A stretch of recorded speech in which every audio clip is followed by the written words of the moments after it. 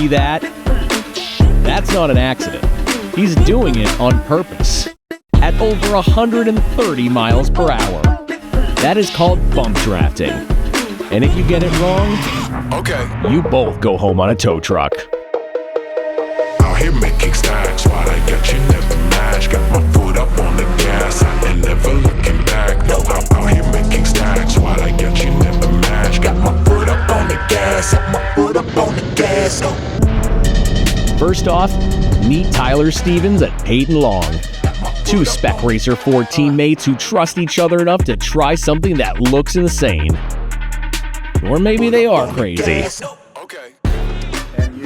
Moving on to the odd couple of Spec Miata, Danny Stain and Chuck McTudis. Yeah, baby! And while they're doing it, they get hit in the back, and that's what bends the ship course.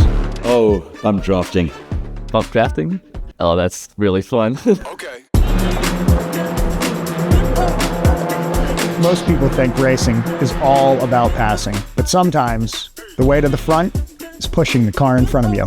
Bump drafting is, one, a lot of fun, and two, it creates a ton of speed. Two cars together almost always go faster than one car by themselves. It's about aerodynamics. There's a lot of fluid dynamics involved, but basically you want to get the air off your back and put it on someone else's. And if you can get two cars locked bumper to bumper together, you'll see a lot more top-end speed than you will by yourself.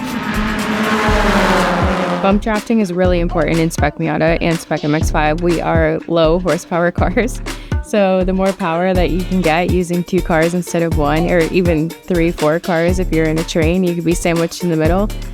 You can gain seconds around the racetrack. And if you don't have a partner and you don't have that second to gain, that's the difference between first and 20th place, or even more. It's so competitive.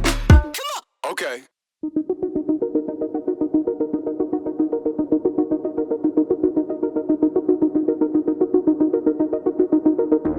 At high speeds, air is your biggest enemy. The lead car punches a hole in the air. The trailing car sits in the low-pressure air. That's drafting. But in some classes, you can go one step further. Instead of just following, you push. Done right, it's teamwork. Done wrong, it's chaos.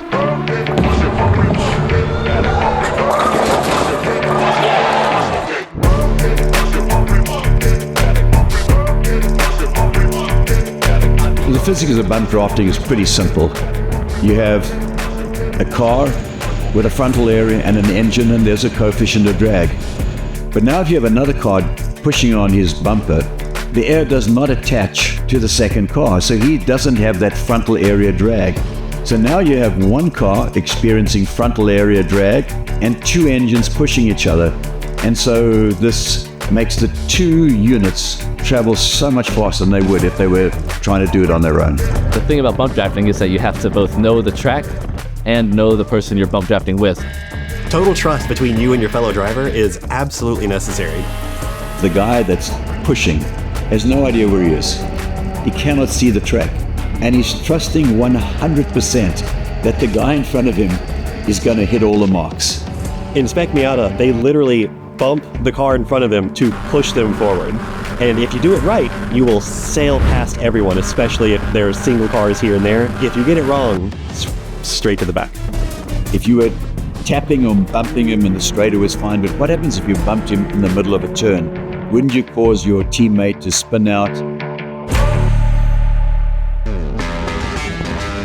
At over 130 miles per hour at Road Atlanta, there is no room for ego. If the lead driver lifts unexpectedly or gets his braking marker wrong, it's over. How close are you comfortable getting? Close enough that I can see his helmet in my mirror. So bump drafting really makes a huge difference when you have long straights.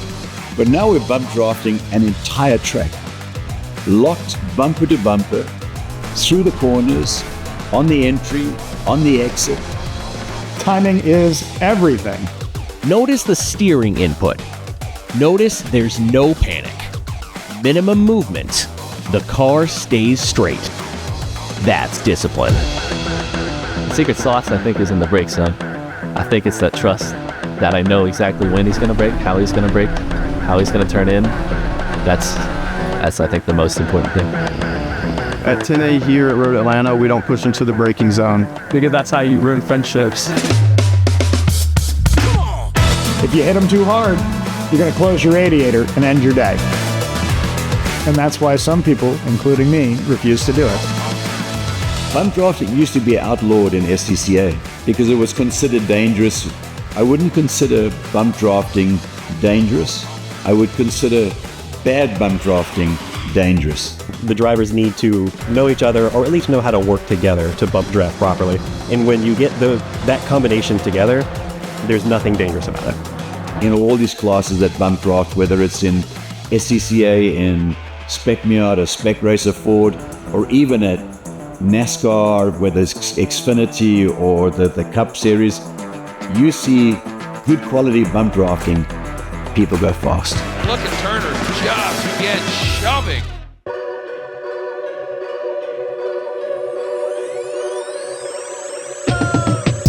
Alone, top speed 128 miles per hour. Together, 135.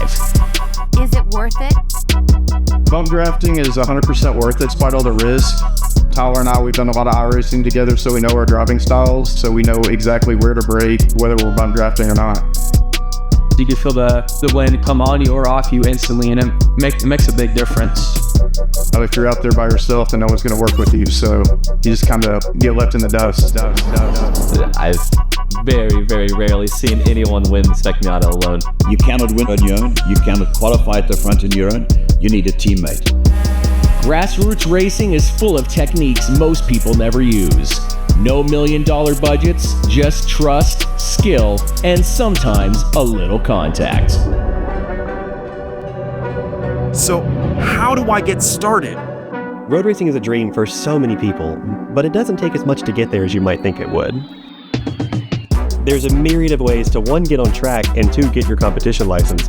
With SCCA, if you do events like our time trials event, like our Track Night in America events, you can earn time towards your competition license using those programs if you want to. You can also go to, SCCA has a number of schools across the country. You do a 2-day school, you come out with your license. I used to tow to the track in a Chevy Express van and an open trailer, and I won a Super Tour with that rig. So you don't have to have the big expensive rigs, you don't have to have the big expensive trailers, you can get it done with a much smaller budget. And depending on what class you choose, you can go right into it. And once you have a license, if you don't want to go through the headache and the work and the cost of converting your enthusiast car, or if you just want to keep your street car a street car, you can go and rent almost any race car that you want, whether it's B-Spec, SRF, Spec Miata. They're all available, they're all out there, and many of them can be very, very affordable. If you want real racing insight from inside the cars, subscribe to Amateur Racer.